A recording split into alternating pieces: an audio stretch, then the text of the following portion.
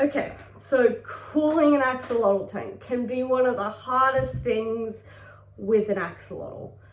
Most tropical fish will need a heater, but at least here in Australia, we need something to cool our tanks because in spring, in summer, a lot of the time the water in my tank will well and truly exceed 23 degrees, which is way too high for an axolotl.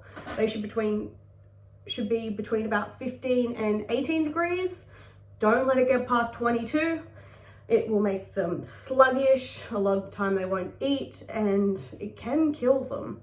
So keep an eye on your temperature of your tanks. Get a thermometer. Just if you have an axolotl, temperature is key.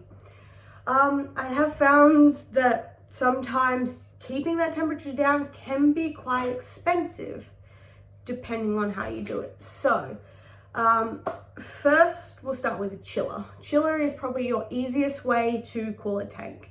It will get it down to those degrees you need. However, they can be quite expensive.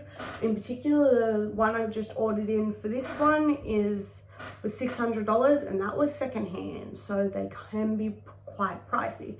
For the smaller tank over here, I haven't worried about a chiller, so we'll discuss those other options later. So another option is your aquarium fans. So aquarium fans will chill your tank over the top of it. If you can't afford an aquarium fan, a lot of the time just positioning a fan near your tank can do the trick. However, I've found issues with this method as you have to have the lid off your tank. And my big axolotl here, Toothless, he likes jumping. So having the lid off my tank was not an option. Yes, so there's your second option.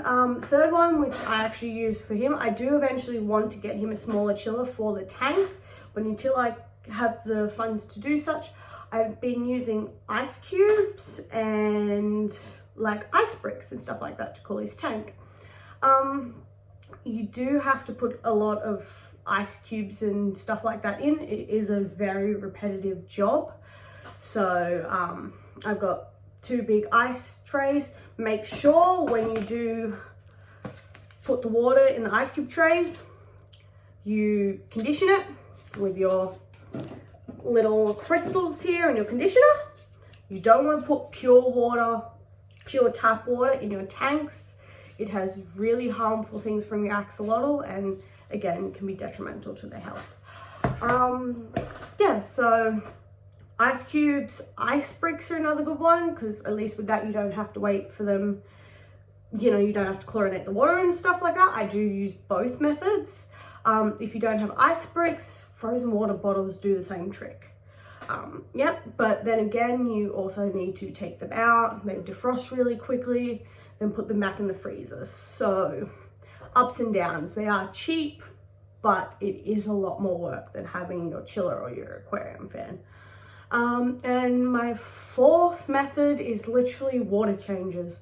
I cannot alliterate enough how helpful water changes can be. Emptying like 25% of your water and filling it up with like conditioned water, cold conditioned water can really help drop the temperature in your tank.